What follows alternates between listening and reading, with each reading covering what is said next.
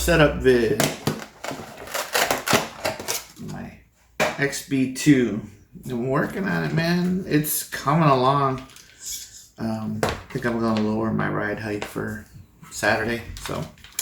But I did a lot of changes on here from what I had to what I ended up running with. But I changed the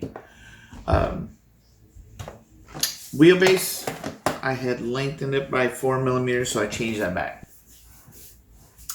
It just didn't feel as good being longer to me, but it is what it is. Changed it back after the first run. Changed it back. Did not like it. It was soft still. I didn't change any of the springs. I had 3-dot springs on the rear. I did change,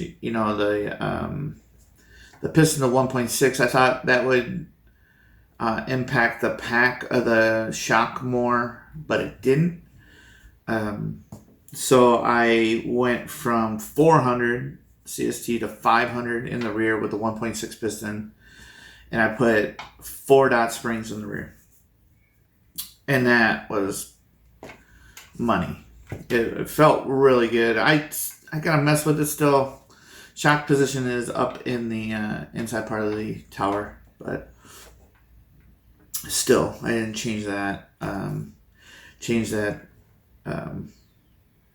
Along the 2 tries ago. I changed it to the inner tower, make it a little more stiff. But it is a little too stiff, so I might move that out to the middle tower after practice on Saturday. And then I got new dog bones. That's why I was able to run it on Wednesday night. My dog bones had worn really bad, and I was debating getting the tool to change the pins in the dog bone instead of just getting new dog bones. But I got new dog bones. Instead it was $28. Instead it'd be like $100 to get all the stuff. So I went with 2 new dog bones. There isn't as much slop in the car, which is really good. Not a herky-jerky takeoff kind of thing. It get up and go. It's got it, man. What other changes on the rear? I changed the outer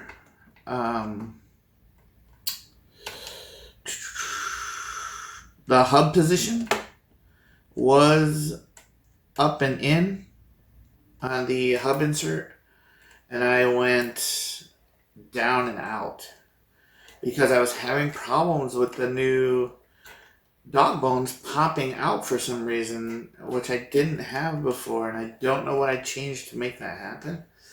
But I did that, which raises the axle height, and it brought my bones pretty close to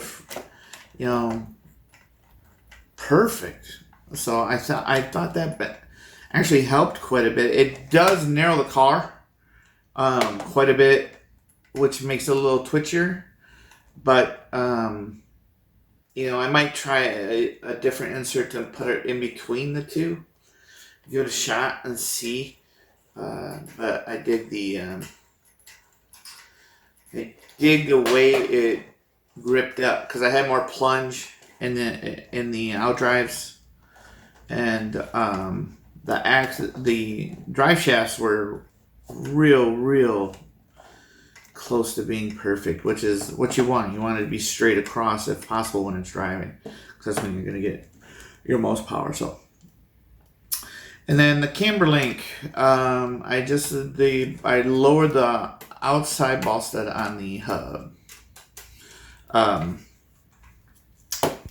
to give it a different roll center. I thought it worked pretty well. I'll probably mess with that again. I took out, I think there was a 2 millimeter spacer in there. I took that out. I might mess with that. I mean, it was turning really well and wasn't, it was doing what I wanted it to do, but you can always get it a little better. So, but when you're able to practice with it, that's when you want to make your changes. You don't want to do what I did on Wednesday and make changes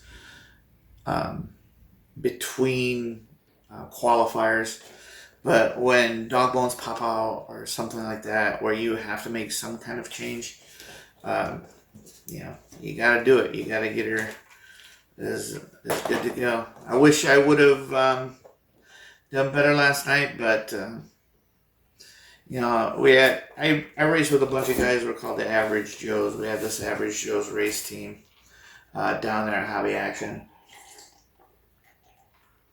and in the A main, Aaron Brown and finished first, and James Leffler finished second, and Paul and my X-Ray teammate Dan Collinsworth finished third. And then my good buddy Paul, he ended up fourth. So 3 out of 4 Average Joes up in there. And then Andrew was in the A. I need to drive it more, and I think I'll get into the A. I got new shipment of Raw Speed softs in. If you haven't tried Raw Speed slicks.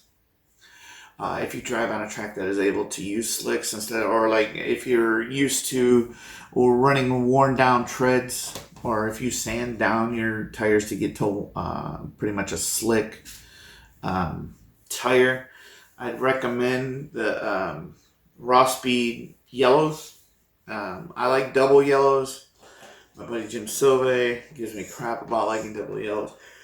But their yellows are they're super sticky just out of the box. You really don't have to do anything to them. Real good tire, real good traction. I was driving Wednesday night on clays. I normally have clays for practice because they last forever, the clay slicks. And then I have some treaded tire in case it's really, really wet. But the slicks, Raw Speed slicks are really good tires, especially on tracks where you have to do a lot of tire prep. Hobby Action, you got to do a lot of tire prep because the track starts out where you need treads, and then it'll work itself in, and then you need a slick because it essentially turns to pavement. It's a dirt clay track, but gets real. You're running slicks. So with the Raw Speed slicks, you don't gotta do any maintenance to it. You don't have to go to the back room and sand down tires, as a lot of people do that at Hobby Action. All you need to do is just throw the slick down there, and you're good. You run it a couple times, wear it in, and they are good to go for quite a while, man. So if you have a track like that, use the Raw Speed Slicks yellows, man. They are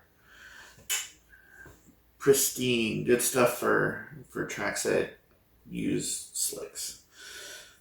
So that's it.